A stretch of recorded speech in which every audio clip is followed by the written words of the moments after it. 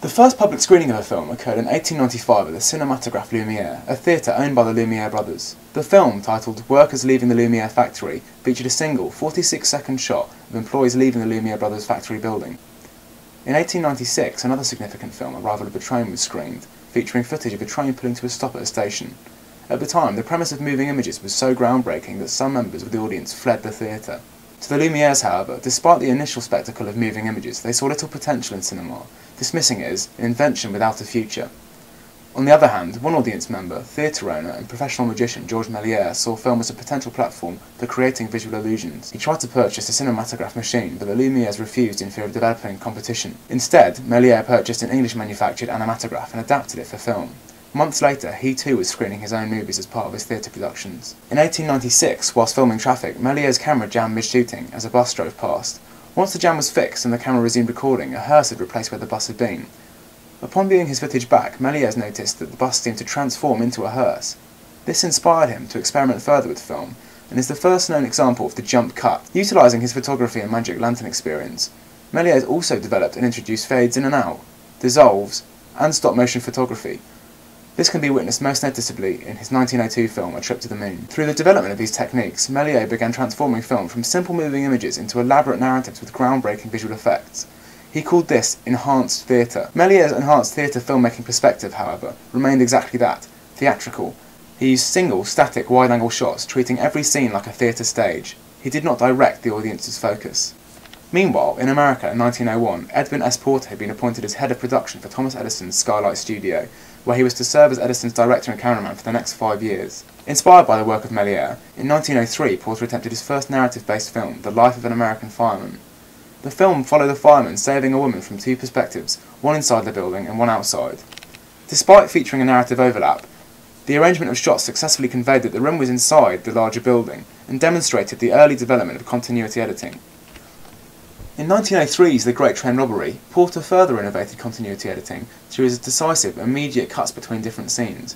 For instance, Porter films a train departing, and instead of filming the scene to its logical conclusion, he cuts directly to a later shot of the train arriving in a different location.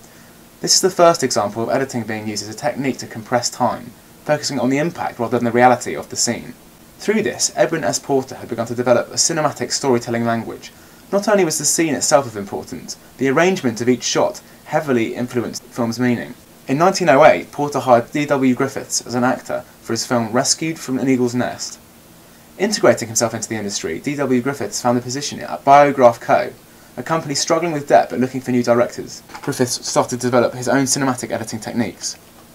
In his 1908 film, Greaser's Gauntlet, Griffiths used a cut-in, cutting from a wide-angle shot to a medium close-up of two characters, emphasising the emotional impact of their exchange. Through practice, Griffiths developed his continuity editing techniques, cutting between shots on movement and action in an attempt to maintain a style of continuous space and time. Also developed by Griffiths was the 180-degree rule. He realised that he could create a firmer sense of space and geography between characters or action if he filmed from one side of the axis of action. Furthermore, in 1909's The Lonely Villa, Griffiths was able to portray parallel actions between the same time frame through intercutting editing techniques. Griffiths continued to develop and improve his filming techniques, culminating them in his 1915 feature film, Birth of a Nation. Through different framing and arrangements of shots, Griffiths pioneered numerous other forms of editing techniques. This included establishing shots, reverse shots,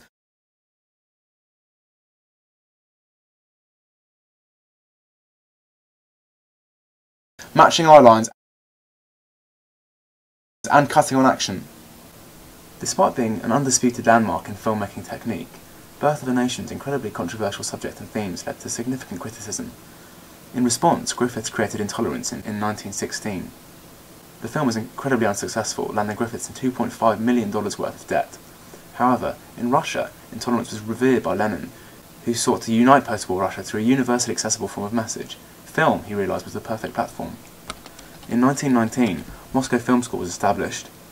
Intrigued by the theory of film, co-founder Lev Kuleshov intricately explored and dissected Intolerance, analysing the way in which the arrangement of shots changed the meanings of the film. Putting theory to practice, Kuleshov realised that depending on the composition of the shots, their context and meaning completely changed. Kuleshov filmed an actor's neutral facial expression and intercut it with different scenarios: soup, an attractive woman, and a dead girl.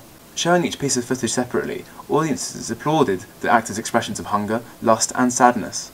Despite the footage of his face being exactly the same, Kuleshov then cut together shots from entirely different locations and edited them together, the outcome creating a fictionalised geography that did not exist in reality.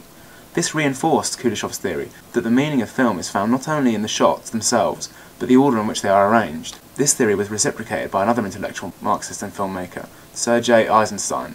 Whereas Western cinema focused primarily on continuity and a firm sense of time and space, Eisenstein attempted to break the confines of time and space, using film as a unique language.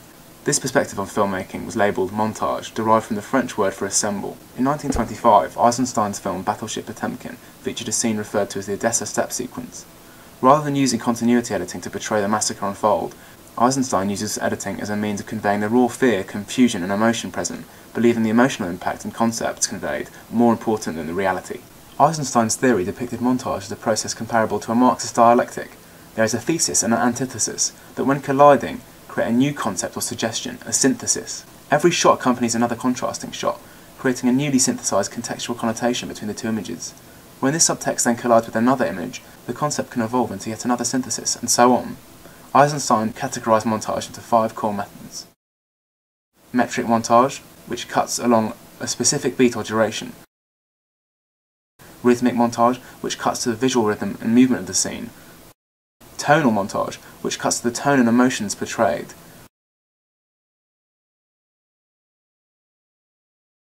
Overtonal, which works as a large-scale combination of metric, rhythmic and tonal montages, working with and against each other for a vaster sense of implications.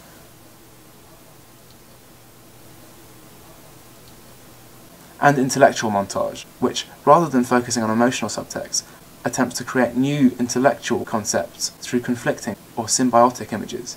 One example of this is his portrayal of a priest tapping the cross, followed by the image of a soldier tapping his sword, creating a contextual link of power and corruption shared between the church and the military. In the 1960s in Europe, another new approach to film editing was developing under the style of Nouvelle Vague, or French New Wave cinema. In contrast to the invisible editing techniques employed by Hollywood cinema, directors such as Jean-Luc Godard used methods such as the incredibly noticeable jump cut in Breathless to convey a jarring sense of the monotonous passage of time. Editing techniques would continue to grow and evolve around these core principles of both continuity editing and montage. Motivated editing carefully selects shots and information, suspending the audience's disbelief. It's often used as a means of creating suspense, shock or character perspective. Jump cuts are often used to depict the passage of time, maintaining a focus on a scene or character to emphasise the change inside the scene or outside the character. It's a more sudden, jarring means of conveying time, and is often used to connect a tone between different landscapes or elicit a jarring change of setting for a character. Hollywood montage refers to the use of multiple scenes cut together in sequence but addressing similar themes. It's often used to convey a development in environment or character. The 30-degree rule is a continuity editing principle arguing that to justify the use of a cut in a scene to another shot of the same character, the angle must change at least 30 degrees to convey another facet of a character's expression. Otherwise, the edit is noticeable and unnecessary. Direction and movement is an editing technique used to minimise the distracting presence of a cut, and instead focuses on the movement of the subject within the scene. Parallel editing conveys the continuity of 2 different scenes parallel in time through intercutting, often using a consistent soundtrack between them to connect them. Point of view shots use editing to convey the perspective of a character within the scene. This effect is created through a medium or close-up shot establishing the direction a character is looking, followed by a shot from the character's eye level conveying his perspective. This creates a voyeuristic, immersive effect for the audience, forcing them into the direct perspective of a character and emphasising the tone and emotions the character feel. Shot reverse shot is a method of invisible editing, and is used during face-to-face conversations to convey the actions and reactions of both characters. Directors such as the Coen brothers utilised this technique to great effect, using motivated editing techniques to time the cuts between each character as a means of emphasising dramatic or comedic effect. A cutaway is an editing technique used to show the repercussions and outside effects not conveyed in the master shot of the killer event. For example, this woman's response to an alien bursting from this man's chest. Inserts are used to focus the audience's attention on a specific aspect of a master shot or event from a different angle or framing, like a cut-in to a close-up of a man's face, or writing in a letter. A cut transition, where one scene cuts directly into another, is a simple, fast-paced form of transition, and can be used to convey links or stark contrast between different scenes. A dissolve transition is a means of shot transition where 2 images are dissolved into one another. For instance, the introduction scene to Apocalypse Now. It's also often used to convey the slow progression of time from one scene to another. A fade out is a transition used where one individual scene fades away. A wipe transition is a transition using 2 scenes, where the frames from one scene wipe across the frames of the subsequent scene. This is used most often in epic, large-scale films to convey a large passage of distance or time.